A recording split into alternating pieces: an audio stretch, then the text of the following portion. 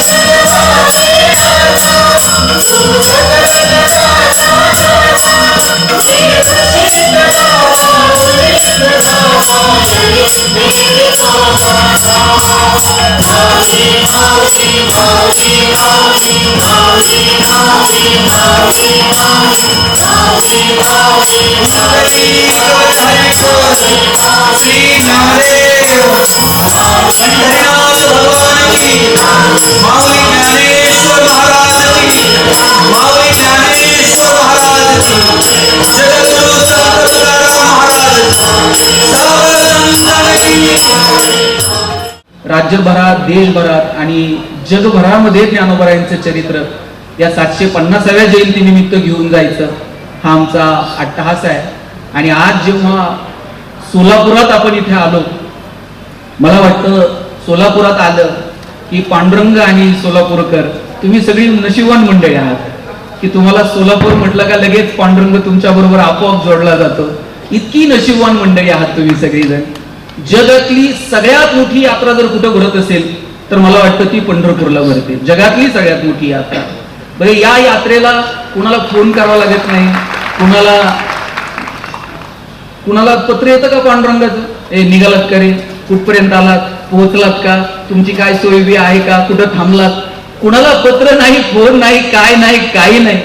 अनवाणी पावलांनी महाराष्ट्राच्या बाहेरून लाखो लोक निघतात आणि अनवाणी पावलांनी पंढरपूरला येतात. काय तुमची ताकद आहे मला माहित नाही. भगवंत इथं आले रुसलेल्या पत्नीला शोधायला. तुमची भूमिका फार महत्वाची रुक्मिणी आई साहेब.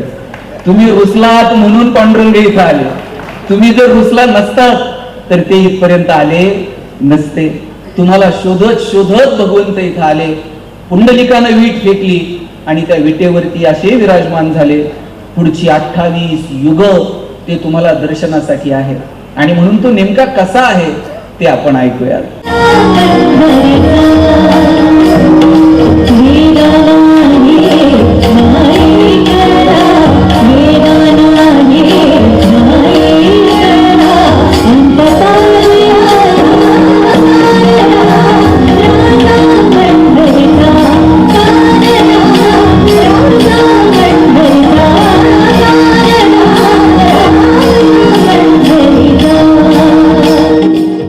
ज्ञानदेव, सोपान आणि मुक्ताई. नावं बघा किती गोड आहेत. संसारातून निवृत्त झाल्यानंतर ज्ञानाचा सोपान चढून गेलं का मग मुक्ती मिळते. म्हणून निवृत्ती, ज्ञानदेव, सोपान आणि मुक्ताई.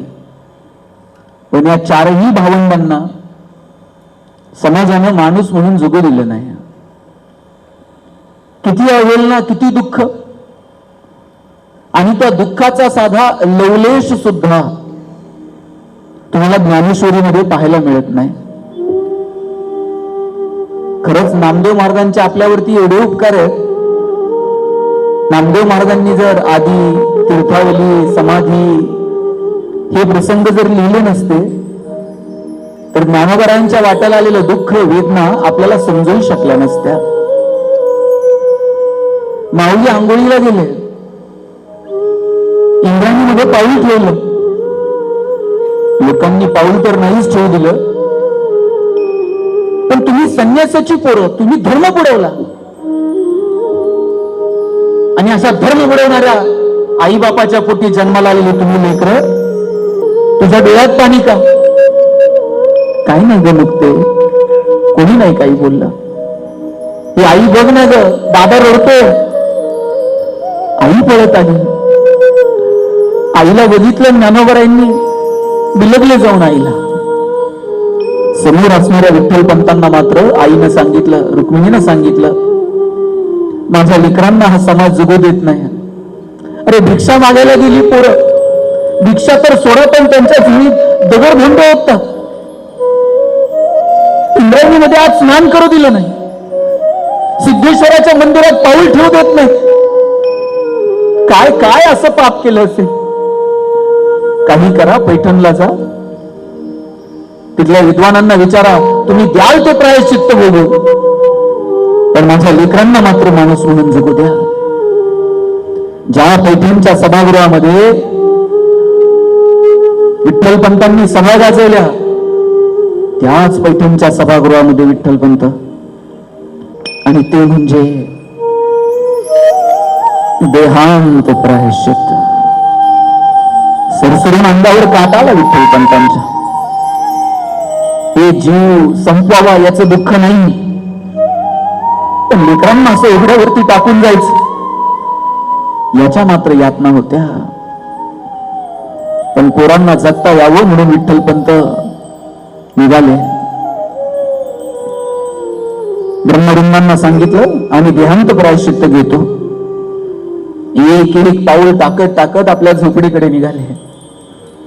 पावलं पुढे चाललेली होती, पण मन मात्र सारखं मागं वळून बघत होत. काय काय आठवलं नसेल विठ्ठलपंतांना. आई मीराबाई, वडील गोविंदपंत तीर्थयात्रेला निघाले, आळंदीमध्ये आले, सिद्धोपंतांची भेट झाली, आग्रह केला घरी मुक्कामी चला, मुक्कामी गेले. चर्चा अंती सिद्धोपंतांनी आग्रह केला, माझ्या मुलीचा हात तुमच्या हाती घ्या. लग्नही झालं, संसारात मन रमलं नाही, संन्यास घेतला, वाराणसीला गेले. श्रीपाद स्वामींची भेट झाली, गुरुच्या आदेशानं पुन्हा संसारात आले, आणि मग निवृत्ती, ज्ञानदेव, सोपान, मुक्ताई, सगळा जीवनपट असा चित्रपटासारखा समोरून गेला. आपल्या लेकरांना आठवत आणि त्यांना केवळ माणूस म्हणून जगता यावं म्हणून विठ्ठलपंत लगबगीने घराकडे निघाले. गावकोस जवळ आलं. मनामध्ये गोंधळ सुरूच होता की पोरांच्या जगण्यासाठी आपलं जगणं संपवायचंय. आणि या गोंधळामध्येच गावकुसाच्या जवळ एका घराच्या समोर ज्वारीची 4 ताटं रोवलेली, घोंगडीवरती 5-25 जण बसलेले, आणि नव्या कोऱ्या घोंगडीवरती 2 नवे जीव तिथे उपस्थित. नवीन लग्न झालेले नवरा बायको, कुणीतरी देवटीवरती तेल घालतोय. एका नव्या आयुष्याची सुरुवात होते. आणि इकडे विठ्ठलपंत आपला संसार बुडवायला निघालेले होते. धर्ममार्तंडांनी याचनेची सगळी दारं बंद केली. कोणतं दार आता उघडं दिसत नव्हतं. संसार बुडवायला निघालेले विठ्ठलपंत गावकुसापाशी येऊन थांबले, आणि समोर बघतायत एका घरासमोर सुरू झालेला गोंधळ, नव्या कोऱ्या संसाराची सुरुवात. तिकडे गोंधळानं तुंतुण्यावरती तार छेडली. दार उघड, दार उघड, दार उघड, दार उघड, दार उघड, दार उघड.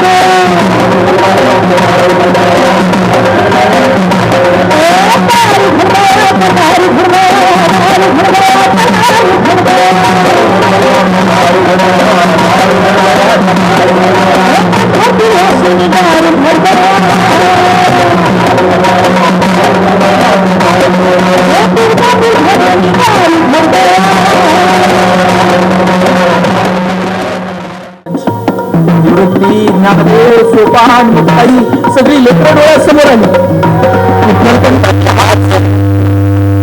आणि विठ्ठलपंतांनी सांगितलं, माझ्या लेकरांना माणूस म्हणून जगता यावं याच्यासाठी आम्ही देह बुडवायला तयार आहोत. झप झप झप पाऊल टाकत विठ्ठलपंत निघाले आणि विठ्ठलपंतांच्या मनात एकच विचार, अरे शास्त्र हे लोकांच्या कल्याणासाठी, शास्त्र हे लोकांच्या न्यायासाठी, पण तुम्ही मात्र शस्त्राची शास्त्र बनवली, शास्त्राचं शस्त्र बनवलं आणि सर्वसामान्य माणसांच्या मंत्रावरती चालवलं आणि त्यातला एक बळी ठरला तो म्हणजे विठ्ठलपंत. निघाले विठ्ठलपंत संसाराचं दार कहाणींचं बंद करायला.